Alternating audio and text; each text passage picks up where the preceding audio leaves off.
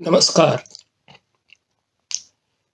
क्या पूर्व और पश्चिम के बीच में या यूरोप की संस्कृति और भारतीय परंपराओं के बीच में, दो बड़ी सभ्यताओं के बीच में जो अलग अलग सीमांतों पर स्थित हैं, उनमें परस्पर एक सार्थक संवाद हो सकता है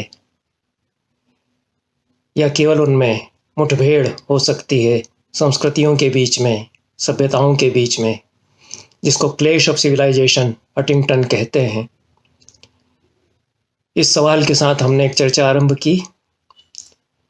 इसकी पहली कड़ी में किपलिंग की एक कविता से हमने बात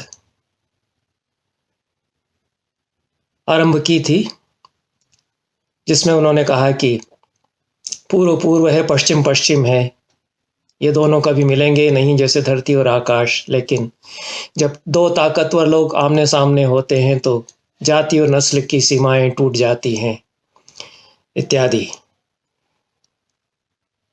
किपलिंग ने यह जाहिर किया कि उन्होंने दो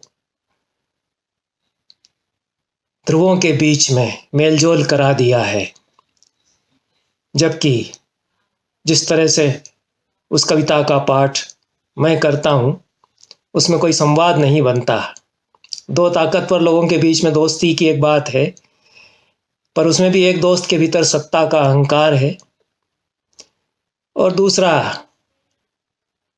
अपने को उसकी प्रजा मानकर अपना बेटा उसकी सेवा में अर्पित कर देता है। इसलिए हमारे समय के एक दार्शनिक हल्बफास सवाल उठाते हैं कि भारत की आत्मा को लहूलुहान कर दिया यूरोप की संस्कृति ने, और ऐसा लगता रहा है कि यूरोप और पूर्व के बीच में जो मुठभेड़ हुई है, इसमें एक तरफा निर्णय यूरोप के पक्ष में लिया जा चुका है। पर वास्तव में ऐसा है नहीं, क्योंकि भारत की ओर से भी जवाब दिया जाना चाहिए और भारत की परंपरा उठ खड़ी होगी जवाब देने के लिए। ऐसा कुछ उन्होंने शुभाशंसा भी अपनी किताब में व्यक्त की है, भारत और यूरोप पर जो उनकी प्रसिद्ध पुस्तक है। उसका कुछ प्रतिवाद करते हुए मैंने कहा था कि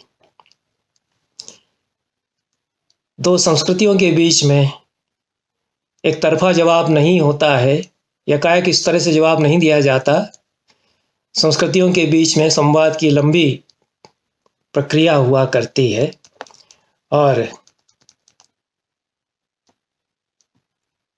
यह जो वाद विवाद और संवाद की प्रक्रिया है यूरोप और भारत की दो संस्कृतियों के बीच में, यह कुछ सदियों से चली आ रही है और किसी एक की ओर से एक तरफा जवाब दे करके एक तरफा निर्णय हो जाएगा, ऐसा कहना भी संभव नहीं लगता। लेकिन दोनों ओर से सवाल और जवाब और संवाद की एक सतत प्रक्रिया बनी रहे, इसमें विश्व का कल्याण संभव है। हमने देखा कि जवाब दिया जाना है, ऐसा कहना शायद ठीक नहीं है। यूरोप की भाषा में जवाब देने की प्रक्रिया भी हमारे समय में हल्बफास के काफ़ी पहले आरंभ हो चुकी थी, और कम से कम दो नामों की चर्चा उसमें से की जा सकती है जिन पर मैंने बात की। रामराज हुए 19वीं शताब्दी के शुरू के दशकों में। इन्होंने यूरोप की अनेक धारणाओं का जो भारत के संबंध में, भारत की परंपराओं के संबंध में थी, कला परंपरा के संबंध में विशेष रूप से, उनका प्रतिवाद किया और इनका अवदान स्वीकार किया गया। यूरोप को भी स्वीकार करना पड़ा कि वो ठीक कह रहे हैं। दूसरे बहुत बड़े स्वतंत्रज्ञ और बड़े प्रशासक आनंदराम बरुआ थे, जिन्होंने संस्कृत इंग्लिश डिक्शनरी इस घोषणा के साथ तैयार की कि जो औपनिवेशिक दृष्टिकोण से H.H. विल्सन और मोनियर विलियम्स के संस्कृत अंग्रेजी कोश हैं, उनके प्रत्युत्तर में मेरी ओर से यह एक डिक्शनरी है जो भारत के नौजवानों को मदद करने के लिए है कि ज्ञान विज्ञान की परंपराएं वे अंगीकार करके विश्व में आगे बढ़ सकें। और भी बहुत बड़ा काम आनंदराम बरुआ ने किया। उन्होंने भाष्य लिखे संस्कृत में, टीकाएं लिखी, भारत की ज्योग्राफी पर प्रामाणिक विवेचन उन्होंने किया।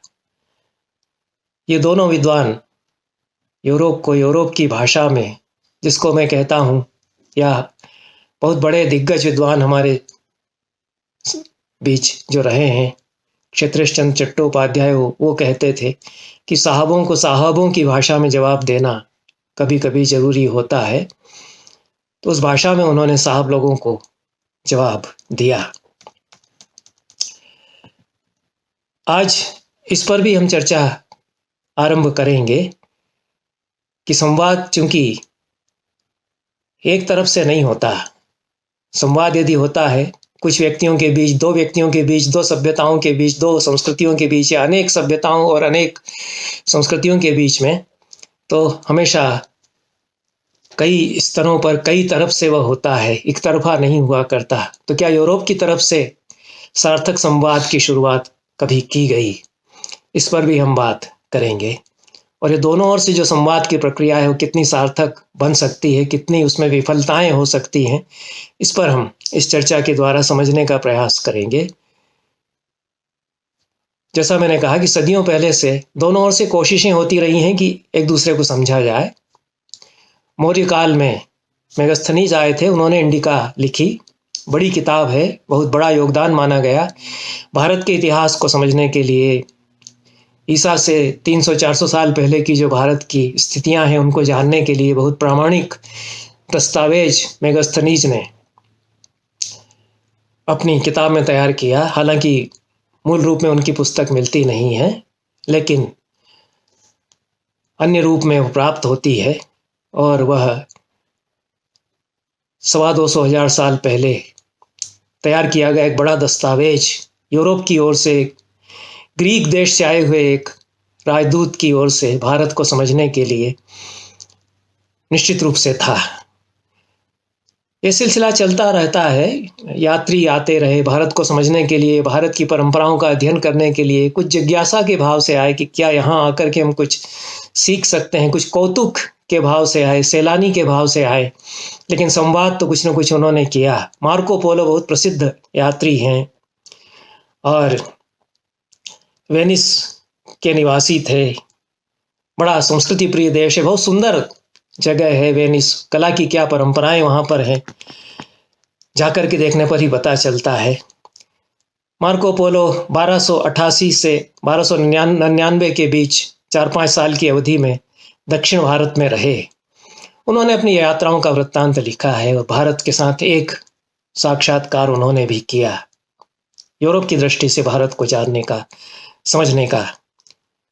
मार्को पोलो के ही देश से दूसरे वेनिस से एक आए थे निकोलो कॉन्टी, वो पश्चिमी समुद्री तट के आसपास रहे, विजयनगर साम्राज्य में वो रहे 1420, थोड़ा सा ही बाद मार्को पोलो के 1420-21 के बीच वो रहे। और विजयनगर साम्राज्य की जो संस्कृति थी वो स्वर्णकाल एक पूरी हमारी संस्कृति का कहा जा सकता है। और कला की परंपराएं, साहित्य की परंपराएं किस तरह शिखर पर पहुंची, उस काल में ये विजयनगर की सभ्यता, कला और संस्कृति से आकर्षित होकर के वहां रहे। और एक संस्कृति संपन्न कला प्रेमी देश से दोनों ही लोग आए थे। रूस के यात्री थे अफानेसी निकितिन, 15वीं शताब्दी में 1469 से 1472 के बीच वो भारत में उन्होंने यात्राएं की। उन्होंने भी अपने यात्रा वृत्तांत लिखे हैं। इन यात्रा वृत्तांतों से प्राच्य विद्या का आरंभ होता है। यूरोप के देशों के द्वारा ओरिएंटल कहे गए देशों की स्थितियों का, संस्कृति का, विद्याओं का, ज्ञान परंपराओं का अध्ययन, उसकी कुछ शुरुआत होती है। और प्राच्य विद्या के कुछ आयाम भी इससे खुलते हैं। लेकिन उसमें एक व्यावसायिक दृष्टिकोण भी है कि क्या लाभ हम कमा सकते हैं, क्या कुछ रोजगार, व्यापार, वाणिज्य भी हो सकता है। इस दृष्टि से भारत को देख रहे हैं, क्योंकि भारत बहुत संपन्न देश है। तो यहाँ क्या खाया कमाया जा सकता है, या क्या ले जाया जा सकता है, और क्या सौदा सुलभ भी हो सकता है, ये भाव भी कहीं न कहीं आता है। इस दृष्टि से दूसरे बहुत बड़े यात्री जो आते हैं, पुर्तगाली वो थे दुआर्ते बारबोसा। वो भी 15वीं शताब्दी के अंतिम दशकों में भारत में वो 1480 में पैदा हुए थे, 1521 तक वो रहे और 1501 से 1516 के बीच वो भारत में रहे। 16वीं शताब्दी के आरंभ में दक्षिण भारत में विशेष रूप से रहे, 16 साल लगभग वो रहे। मलयालम उन्होंने सीखी, दुभाषीय का काम उन्होंने यहाँ खूब किया और अपने देश लौट करके पुर्तगाली भाषा में भारत के प्रवास का उन्होंने वृत्तांत लिखा। ये बहुत लोकप्रिय हुआ। बारबोसा का जो ट्रेवलॉग है, स्पेनी और अंग्रेजी भाषाओं में इसके अनुवाद हुए और इसको खूब पढ़ा गया और भारत को जानने के लिए एक इसको अच्छा स्रोत समझा गया।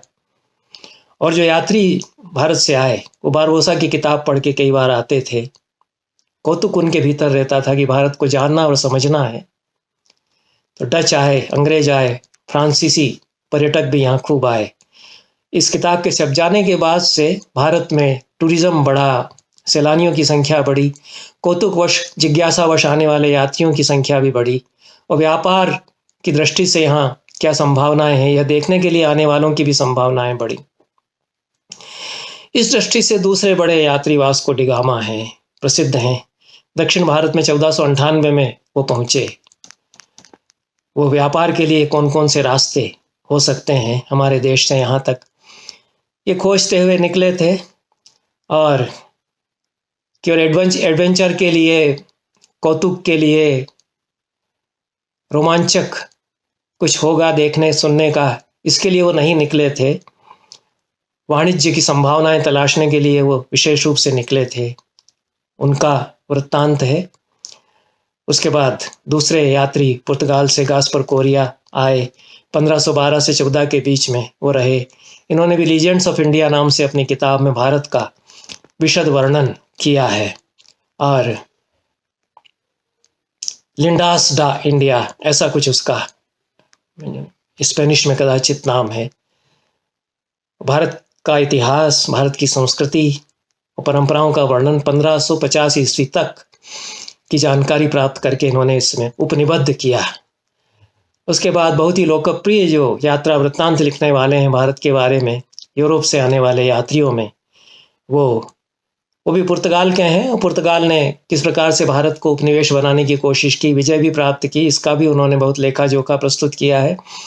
वो जियो डेरोस थे जिनका समय 1496 से 1570 ईस्वी तक है।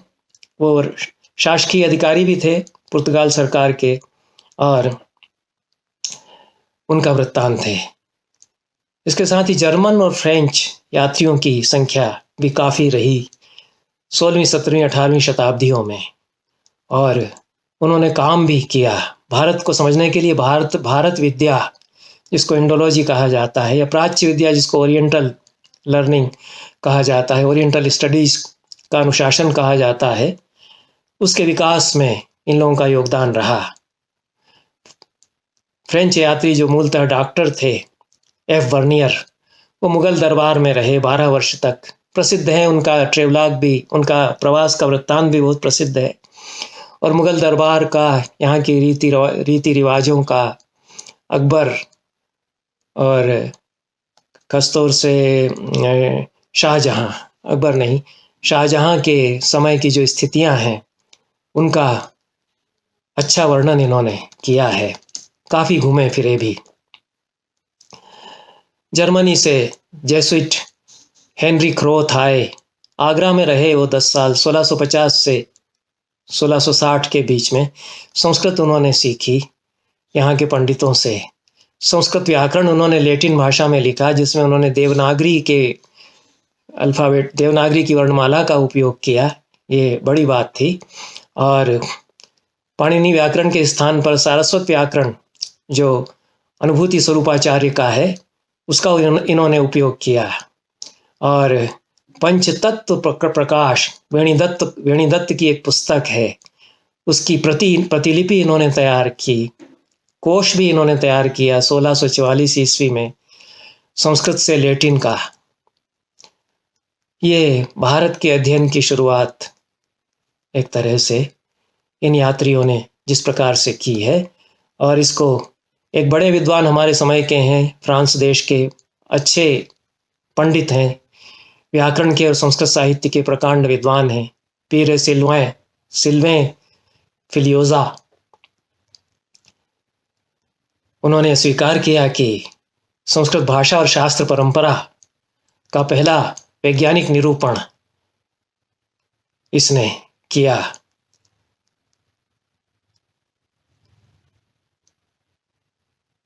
इसे हेनरी क्रोथ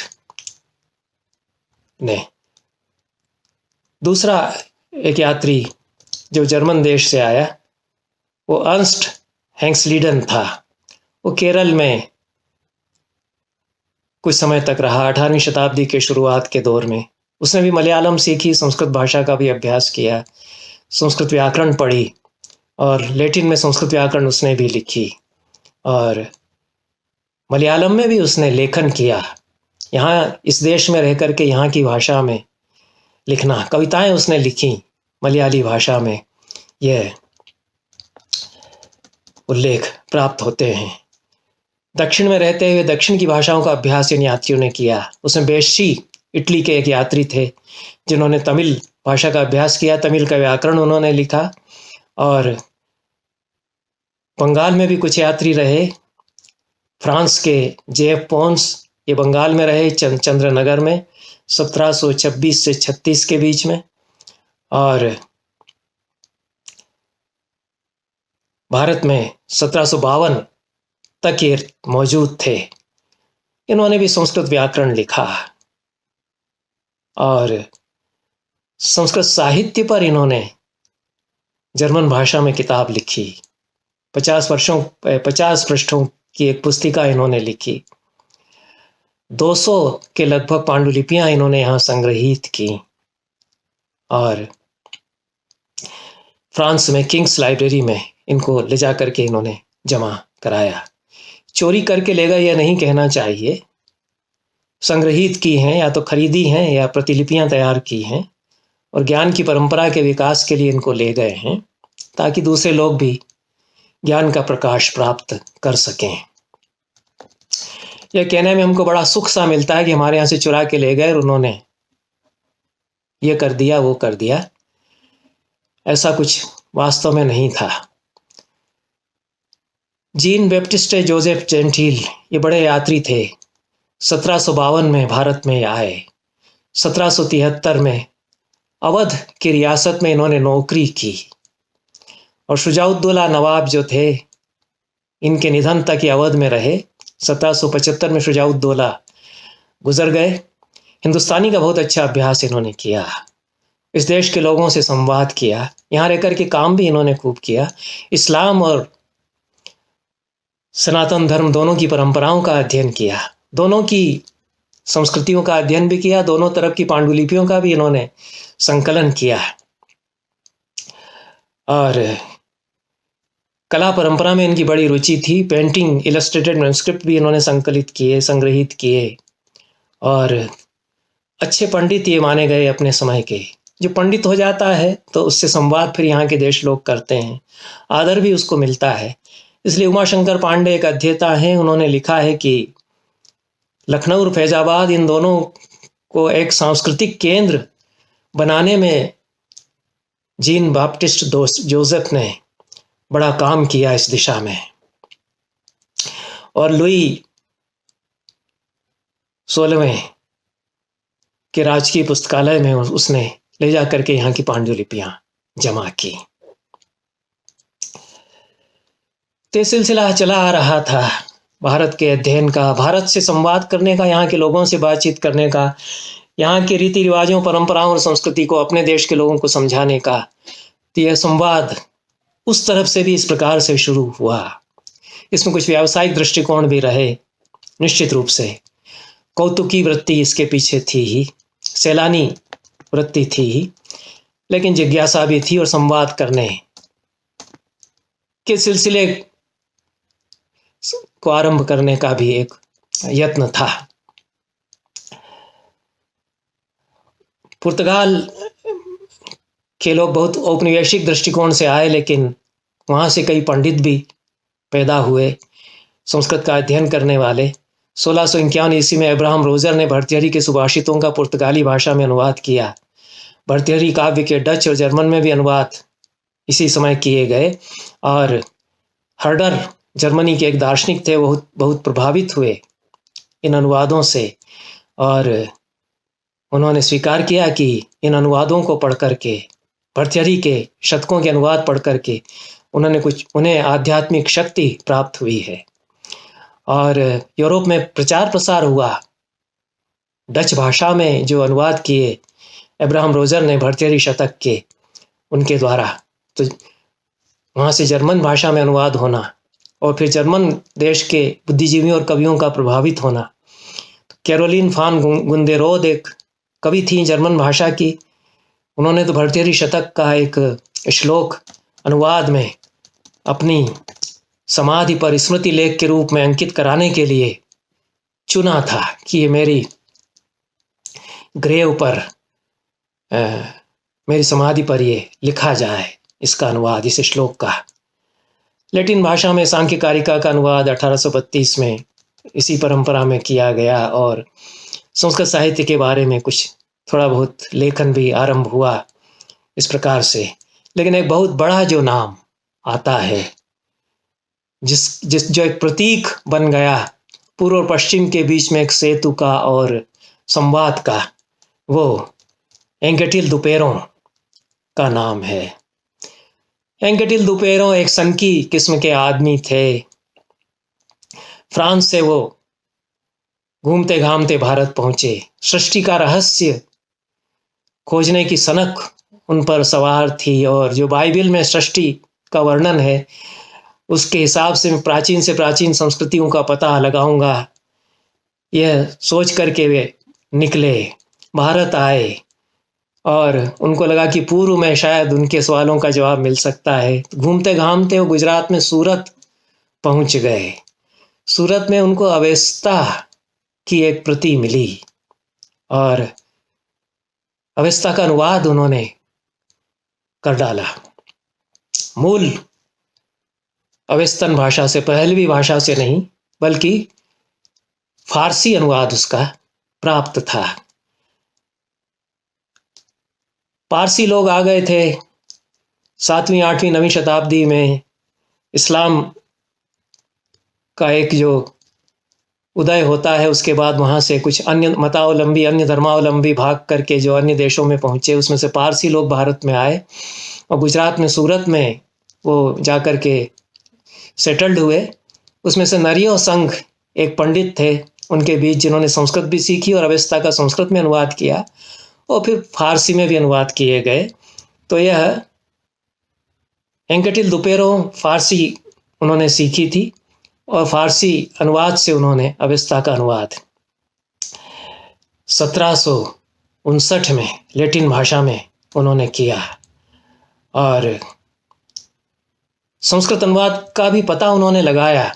इस पर पहली बार उन्होंने प्रकाश डाला कि ये नरियो संघ का एक अनुवाद संस्कृत में इस धर्म ग्रंथ का किया गया 13वीं 14वीं शताब्दी में। ये दुपेरों का दो संस्कृतियों के समागम को समझने की दृष्टि से ये बड़ी जानकारी उनकी ओर से दी गई थी। और फिर उपनिषदों की ओर आकर्षित हुए एंकेटिल दुपेरो, और उपनिषदों के लैटिन अनुवाद का कार्य उन्होंने फ्रांस में पहुंच करके किया, जो औपनिषद नाम से 1801 से 1802 ईस्वी के बीच में 2 खंडों में छपा। 1786 में उन्होंने उपनिषदों के अनुवाद का कार्य पूरा किया था, लेकिन वो छपा 14-15 साल बाद। लैटिन में अनुवाद था। इसका जर्मन में अनुवाद ए रिक्सनेर नामक एक विद्वान ने कुछ अंशों में किया। ये अनुवाद का अनुवाद, जो कि फारसी अनुवाद से लैटिन में अनुवाद था, उसका जर्मन अनुवाद ये पहुंचा था शोपेनहावर जैसे दार्शनिकों के बीच में, हर्डर जैसे दार्शनिकों के बीच में, जिन्होंने प्रशंसा की और प्रभावित हुए उपनिषद दर्शन से और उपनिषदों को सर्वोच्च मानवीय प्रज्ञा की परिणति उन्होंने बताया। शोपेनहावर साहब ने the product of highest human wisdom, और बहुत मुग्ध हुए उपनिषदों के तत्व चिंतन को, और सिरहाने में इनको रख करके सोता हूँ, यह उन्होंने कहा। और उपनिषद से बढ़कर संसार में और कोई पुस्तक नहीं है जिसके पढ़ने से आत्मा को ऐसी गहन शांति मिल सके। उपनिषद मेरे जीवन के लिए परम विश्राम रहे हैं और मृत्यु पर्यंत रहेंगे। यह भी उन्होंने लिखा उपनिषदों के बारे में। ये दरअसल इस सब का बीज वपन दारा शुकोह के द्वारा किया गया, क्योंकि जो फारसी अनुवाद था वो तो दारा शुकोह का था। 52 उपनिषदों का अनुवाद सिर्रे अकबर में जो दारा शुकोह करके गए थे, उस अनुवाद को इन लोगों ने लिया। संस्कृत ये लोग कोई नहीं जानते थे, न तो एंकेटिल दुपेरो, न शोपेनहावर साहब, न अन्य लोग। अनुवाद को पढ़ करके वो मंत्रमुग्ध हो रहे थे।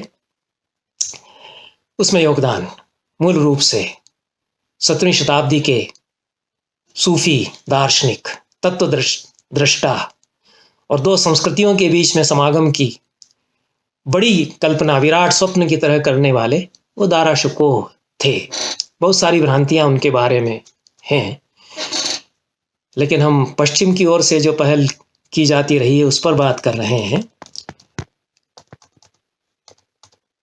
उसमें दुपेरों ने केवल उपनिषदों के अनुवाद से ही अनुवाद नहीं किया, अनुवाद का ही अनुवाद नहीं किया लैटिन में, बल्कि जो स्वप्न दारा शुकोह ने देखा था कि दो बड़ी चिंतन परंपराएं, दो दर्शन की परंपराएं और दो संस्कृतियां, उनके दो दरिया मिल सकते हैं। समुद्र संगम नाम से किताब ही उसने इस दृष्टि से पूरी लिखी संस्कृत में। तो ईसाइयत और वेदांत के बीच में भी कुछ समानताएं हैं, ऐसा एंकेटिल दुपेरो ने फिर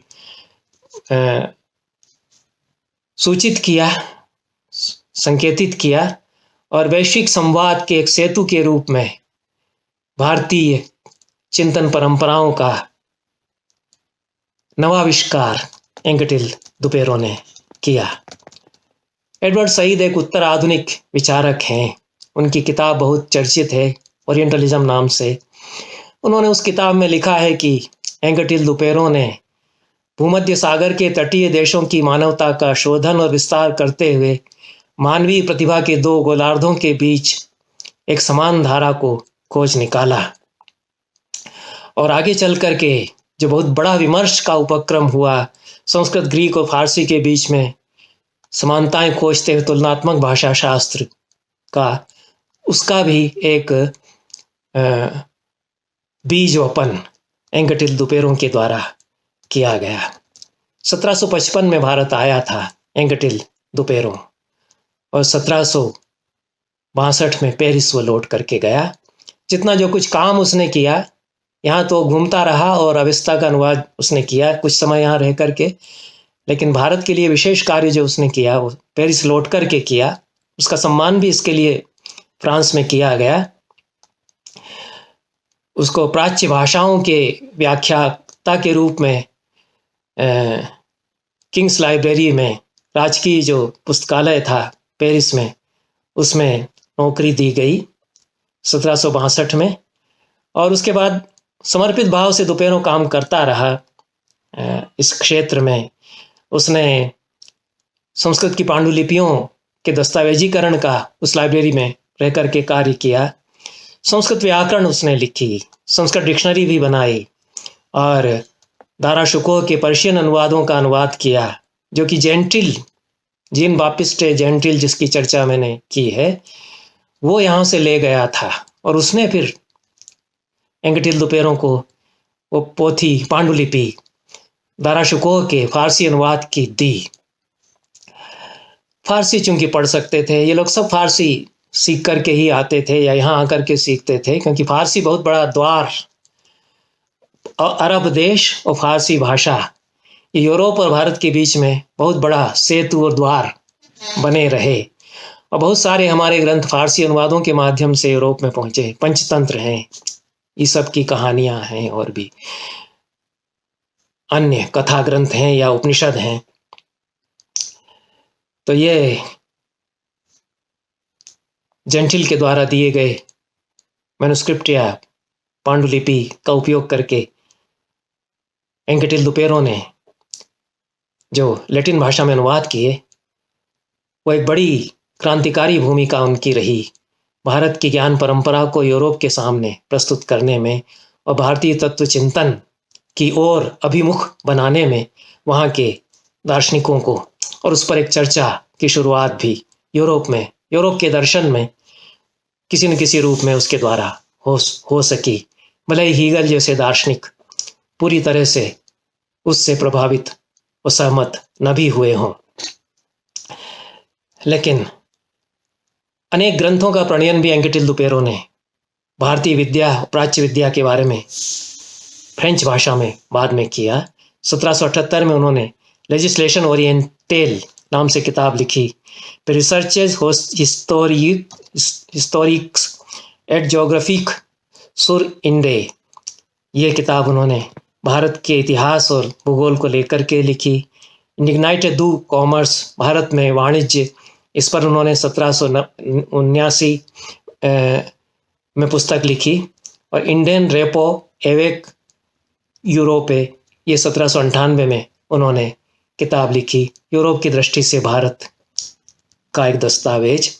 और भारतीय सभ्यता एक बड़ी सभ्यता है, बड़ी संस्कृति है, ये पश्चिम को बताते हुए प्राच्य और प्रतीच्य के बीच में पूर्व और पश्चिम के बीच में एक संवाद संभव हो सकता है, ये खुद एंकेटिल दुपेरो ने इस बात को कुछ जोर दे करके प्रतिपादित किया।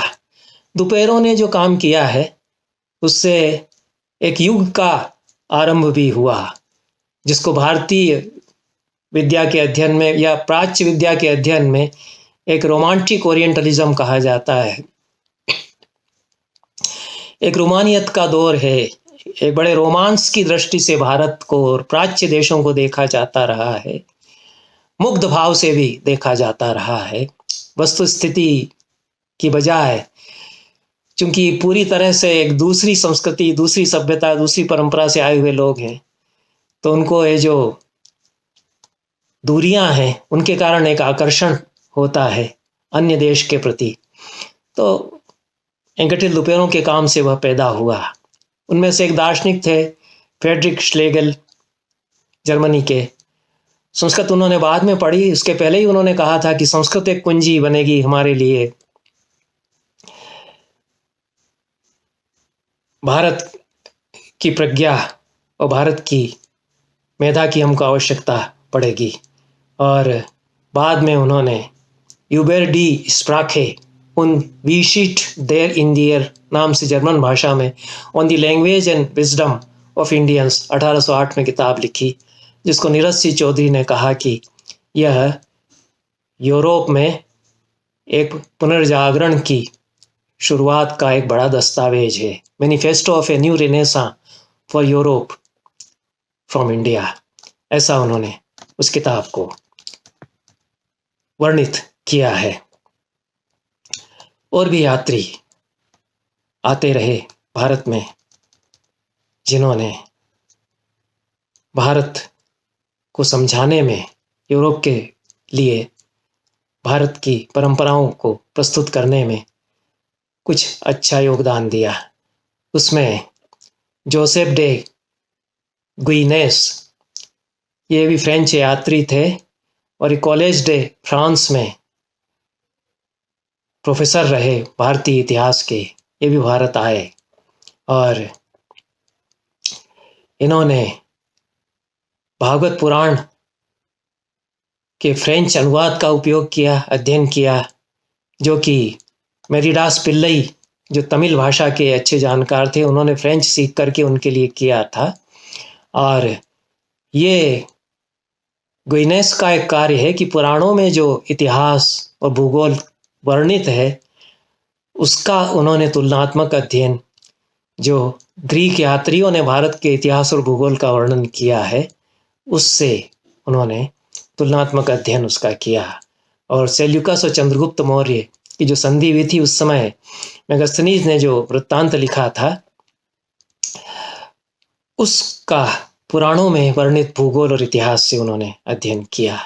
और पहली बार गुइनेस ने इस बात की संभावना उजागर की कि जिसे मेगास्थनीज सेंड्रोकोस कह रहे हैं वो चंद्रगुप्त मौर्य हो सकता है। तो ये जीन बैप्टिस्टे,